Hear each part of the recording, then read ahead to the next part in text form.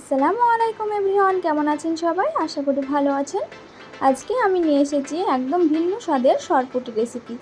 আশা করি আজকের ভিডিওটা সবার কাছে ভালো লাগবে। ভিডিওটা স্কিপ না করে পুরো ভিডিওটা দেখার অনুরোধ রইল। চলুন ভিডিওটা শুরু করা যাক। ফাইনালি আমি রেসিপিটা বানানোর জন্য ফ্রাই প্যানে দিয়ে দিলাম 5 টেবিল চামচের মতো সরিষার তেল। এবার আমি ম্যারিনেট করে রাখা পুঁটি মাছগুলোকে ভেজে নিচ্ছি। আমি লবণ আর হলুদ দিয়ে পুঁটি মাছগুলোকে ম্যারিনেট করে রেখেছিলাম 5 মিনিট আগে। এবার এই পুঁটি মাছগুলোকে ভেজে নিচ্ছি।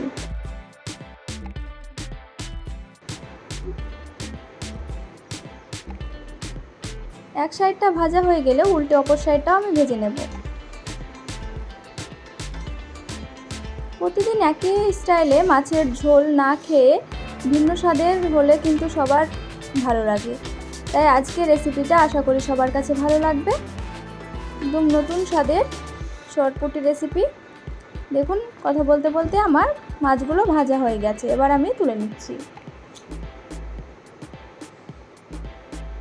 এবার আমি বাকি মাছগুলোকে ভেজে নিচ্ছি। মাছগুলো ভাজা হোক ততক্ষণ আমি মশলাটা তৈরি করে নিই। শরপুটি বানানোর জন্য যেটা লাগছে, প্রথমে আমার পেঁয়াজ নিয়েছি হাফ চামচ, গোটা জিরে হাফ চামচ, গোটা মৌরি আর 1/3 চামচ সাদা সর্ষে আর একটি এলাচ, 2টি লবঙ্গ। এবার এগুলোকে পেস্ট বানিয়ে নেব। দেখুন আমার মাছগুলো ভাজা হয়ে গেছে। এবার আমি তুলে নিচ্ছি। এবার আমি যে মশলাটা তৈরি করে নিয়েছি সেটা আমি দিয়ে দিচ্ছি। অবশ্যই কিন্তু এখানে মাছ ভাজার পর গ্যাসের ফ্লেমটা বন্ধ করে দেবেন, তারপরে মশলাটা দেবেন। না হলে কিন্তু মাছ ভাজার পর যে তেলটা থাকে তেলটার কিন্তু হিটটা অনেকটাই বেশি থাকে। মশলাটা দেওয়ার সঙ্গে সঙ্গে পুড়ে যাওয়ার সম্ভাবনা থাকবে। এবার মশলাটা খুব ভালোভাবে ভাজা হয়ে গেলে তারপরে আমি দিয়ে দিচ্ছি একটি টমেটো পেস্ট। টমেটো পেস্টটা দেওয়ার পর খুব ভালোভাবে মশলাটাকে আবারও 2-1 মিনিটের মতো লো ফ্লেমে ভেজে নিচ্ছি।